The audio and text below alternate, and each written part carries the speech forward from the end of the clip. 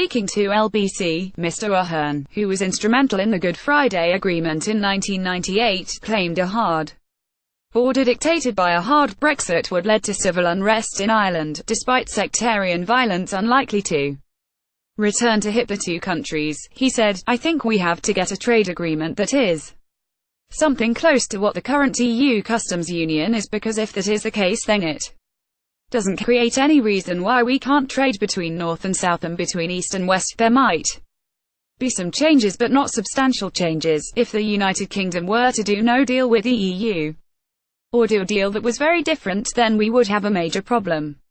GETTYBrexit News, ex-Irish PM warns no deal would lead to civil unrest in Ireland. "I just think it's not sustainable to put back a border between the Republic of Ireland and Northern Ireland. It would just be a disaster." As LBC host James O'Brien pointed out, there could be a border between the two countries without the return to sectarian violence. He replied, "I don't think you'd have sectarian violence. I don't think we're going to go back to violence, but I think the ordinary public would not tolerate a border.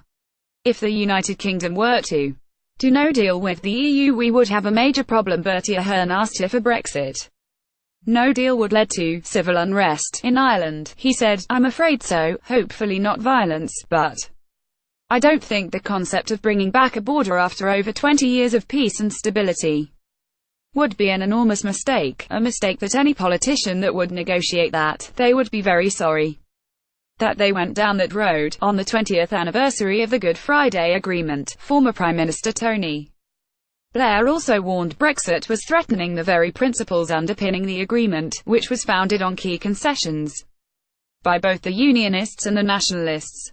Mr. Blair said, "The idea was founded on one hand on an enormous concession by the Nationalists, who accepted the wishes of the people for the first time.